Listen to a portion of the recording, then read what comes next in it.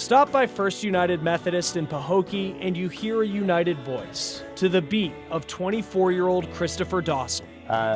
Into music, I was in a band. Inside this sanctuary, he's a member of this congregation. Outside, in the eyes of the law, he's a convicted sex offender. I can't live next to a park, playground, school, daycare, anywhere where children congregate. Now 24, decisions he made when he was just 19 will always live with him. He was convicted of having sex with a 14-year-old girl. He said he thought she was 18. If I knew she was underage, I would have left quick. Whatever it is you think about the sex offender label, the church's head pastor wants you to look past it. These are not the guys that the stereotype is for. For the past 5 years, Pastor Patty Opperly has helped sex offenders. We have a high expectation of behavior for all persons.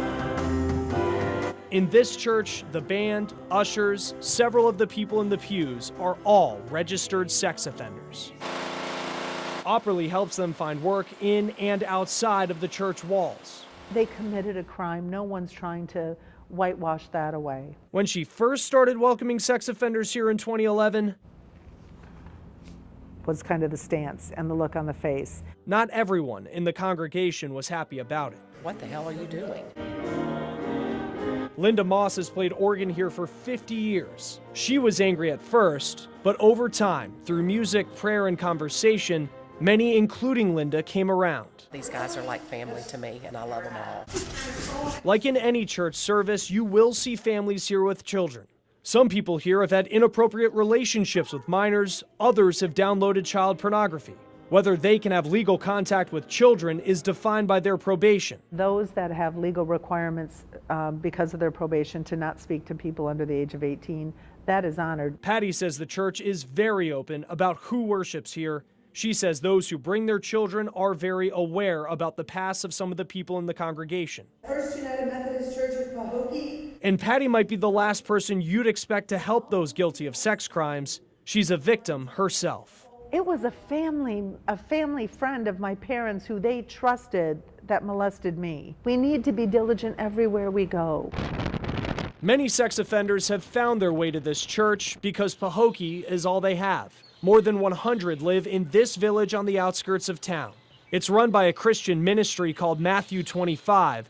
They take in first-time sex offenders who do not have a history of violent crime. Acres of sugarcane, their only neighbors. This is called Muck City Road. They live in housing for retired U.S. sugar workers. Some families and retired cane workers still live here, but the majority of residents are sex offenders. Why is this a place that they have to? Because it's away from everything, away from schools, away from daycare centers, away from everything. Sex offender Pat Powers runs his own Christian ministry that helps some of the people here. Christopher Dawson knows he'll live with the label sex offender for the rest of his life. His name permanently in the registry of those convicted. When you hear the word sex offender, you can't just categorize them as one thing. Each crime is different. Each person is different. While many won't ever accept him and the others in this village, this remains their sanctuary. That's the American dream, is you're given another chance. You paid your debt to society, move on. Pastor Opperly says in the 5 years that she's been working with sex offenders, not one has committed a new sex crime. In the newsroom, Chris Stewart, Fox 29 News.